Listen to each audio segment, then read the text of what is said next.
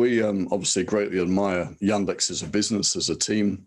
They're the leading tech company in Russia. And a few things came together. There was kind of the stars aligned about back in June, which enabled us to start having a conversation at the shareholder level. We embarked on negotiations, and unfortunately, those negotiations didn't take us over the line, and so the deal didn't happen. But if you think back to where we were before June, as I say, we've been in this long-term growth mode. We're onboarding millions of new customers each year. We're rolling out products and services left, right, and center. We're on fire at the moment. And so there's been a few questions asked as to how we continue to grow without this deal. Well, the answer is that this deal was a bit of a blip in terms of our long-term history. We know how to grow, and we're growing. Is there any possibility that the deal comes back on the table if perhaps some of these negotiating terms were adjusted?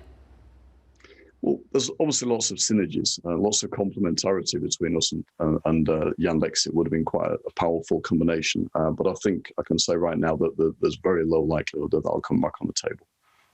It would be great to get a view, looking more broadly beyond Russia, at the landscape for M&A in the fintech and payment space in particular. I mean, you talk about the lifestyle approach that you've taken to the online banking model, and there's been a lot of expectation that we'll see more M&A in this space globally. I mean, how do you see this industry looking in 5 years' time?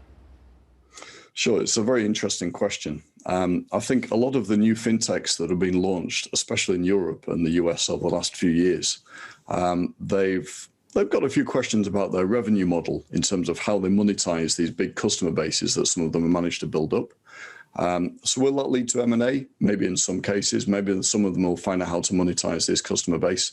But my personal feeling is that at some point, the music's going to stop, and the private equity, the VC funding that these guys have had will dry up. And they're going to have to find a way of building a viable business model and revenue model going forward. So there may be more M&A. But the Tinkoff way is to grow organically. So we build our own business lines, our own beyond finance services in terms of lifestyle. So this is travel, this is entertainment, this is content, this is mobile services, lots of interesting stuff that we can provide online through our super app. Through digital channels to our existing customer base, which is big, as I said earlier, 12 million customers and growing very quickly. So we won't be a big M&A player, but for others, maybe there'll be M&A on the horizon.